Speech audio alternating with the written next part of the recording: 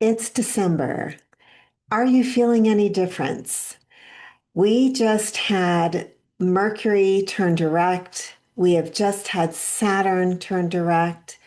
And we have just had Venus move into Sagittarius to join the Sun and Mars and kind of light up the fire party for December. So, this is a little overview. I'm going to just sort of translate what these energies may feel like to you, how you might want to use the opportunities in this month, and just kind of celebrate that this is the end of the year. It's the end of 2025 and what it may feel like to you and yeah, just best ways to use the energies. So, as I said, um, we just had Mercury go direct. So, as well as Saturn was retrograde since July. So, just keep in mind that since July, structures, um, especially in your Pisces sector, have felt kind of nebulous or like you weren't holding the structure there. Pisces can often be about, um, I'm listening to my dog drink her water, of course, just as I start the video. Thanks, Gracie. Anyway, um, so structures, emotional boundaries, psychic boundaries, which is something I deal with a lot with clients if you're highly sensitive or empathic. Um, uh, I'm laughing at the water, not at being empathic, although we do need to have a sense of humor when we're highly sensitive. So, with Saturn returning for the last few degrees in Pisces and then leaving that sector for 30 years, I just want you to really say hello to what happened around 30 years ago, 20, 28, 29, 30 years, well, 30 years. What were you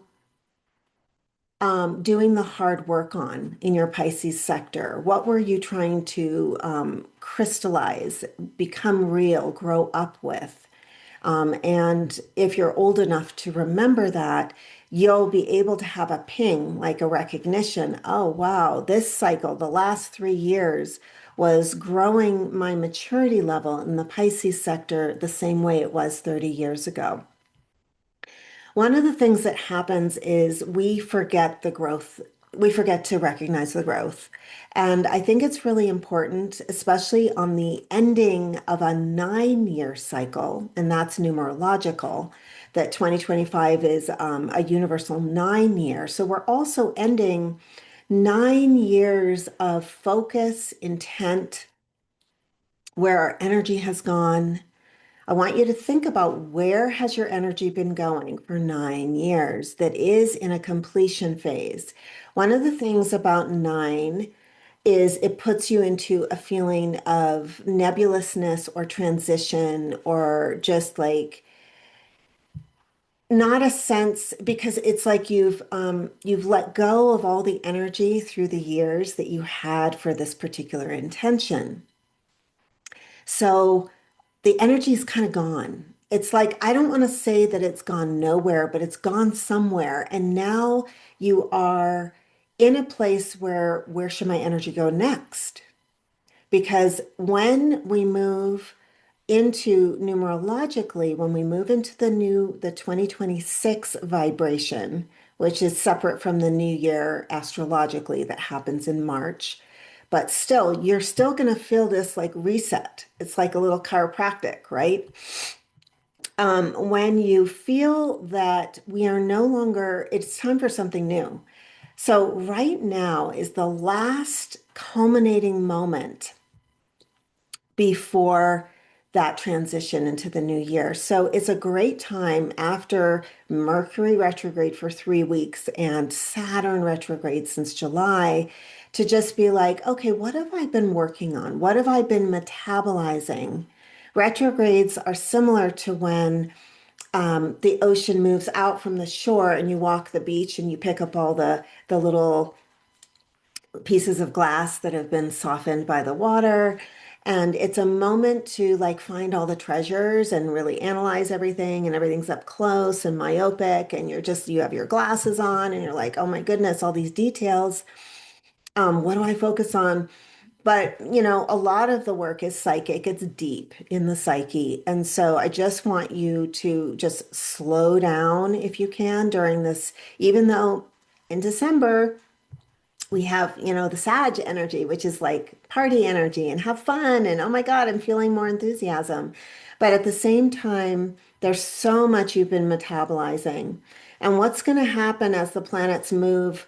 They're going to move into square formation with that Saturn eventually, because we've got the Saturn in Pisces, the dreary, cold old man of the ocean, which is by the beach in Maine, where it's icy cold in the middle of February, slowing down that fire for you to kind of really figure out who you are. And you may even feel during December like your wishes and your desires are morphing, they're reforming, because there's an aspect that's going to happen when the planets get close to the sun. It's called combustion, and where especially Venus, it's just things, it's called invisible planets.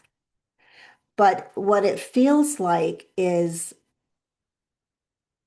being purified. And it's like a purification cycle where your consciousness is really changing around what that planet is. So if you do have planets in Sag, just keep this in mind this month, that you're going to feel really different after they move away from the sun. So there's going to be, it's not exactly a time of making final decisions that are going to last forever, because we're closing out a 9-year cycle. And then even though there are going to be all these squares that make you, push you into corners, and you're going to feel like I've got to make a decision, I got to do it. Um, you're gonna you're going to still revise it. And you're probably going to make a brand new decision next year. So there's a lot to observe in the energy. Mutable squares are like things changing on a dime, things changing, changing, changing. And on top of that, this Thursday, the 4th, we have a full moon in Gemini at 13 degrees. Just check out where you have your Sag, your Pisces, your Gemini, and your Virgo. So if you are a mutable sign of one of these, you'll also feel like a lot is changing inside of you. There are a lot of shifting perspectives, preferences, tastes. Um, you may feel like what you love is changing, who you love is changing, how you love is changing. Um, and just be aware of that energy, because the North Node it's gonna be squaring the North Node, which is destiny. So it's really hard to look at this month and know what you will come up with in your own psyche that will resolve all of these changeable energies inside. But just know it's almost like a storm system that's on the inside, and possibly seen on the outside of you. Possibly it could be external events as well. But I always like to say that the external is the internal. So just see it as a storm system that's moving through you. And you don't have to attach to anything while it's moving through you, but just observe, wow, I'm really seeing things this way today. And then next week, oh, I'm really seeing it very differently. Just allow yourself that process, because that's the process we're in. And just know that things decided this month, you may redecide in January or February. Um, what else did I want to say about this month? I think there's going to be at least in the first week with the planets in Sag kind of having a party together, that there's going to be an increase in enthusiasm and energy, and this is a fun positive. So if you have things to do that you want to like get out and be with people in the first week. before the squares start happening. And I mean, it's just there's going to be a lot of change going on in your world. So just don't be shocked by change and enjoy what you're changing into. I actually think that this is a great month to journal, or write, write down all this energy, especially around the full moon, Gemini. Just write, what are you thinking? And even you can even keep a little journal like today, this is what I'm thinking. And then next week or in 3 days, this is what I'm thinking. And just by the end of the month, it'll be so interesting to see what you've come to terms with in terms of what you want to change. And that's all I'm really going to say. I mean, it's hard to predict how you're going to end up feeling by the end of the month. I wanted to let you know that I have something that I've never offered before, which is pre-recorded readings. And this is where you can just let me know your birth date. And this is for, you can give this to a friend if you want, or it could be for you. Especially if I've done a reading for you before, this would be great, where I can look at how the important things that are going to be changing, the big shifts for you coming up in 2026. These are pre-recorded, so I can plan my time accordingly. I also have some limited spots for live readings still, and that's a more of a deep dive if you wish. So if this is interesting to you, wherever you see this posted, I will either put a link or some more information about how to get a reading with me this month or get a reading as a gift for someone. Um, I think so much of it is going to be about seeing what you've accomplished and then seeing what's up for you that's brand new in the new year. And I'm really excited about this for you because it's going to be a very different year. And some of you who follow all of this stuff, you know that we're moving out of the snake year, which is a time of really embodying different information and wisdom about yourself, and moving into the horse year, which is much more externalized, which is perfect because in February 14th, we're going to have Neptune and Saturn move into that conjunction in Aries. And then sometime, I think it's in May, April or May, when Uranus will move back into Gemini. And so then we're going to be again in this fire and air. Right now, we're just deeply processing the past.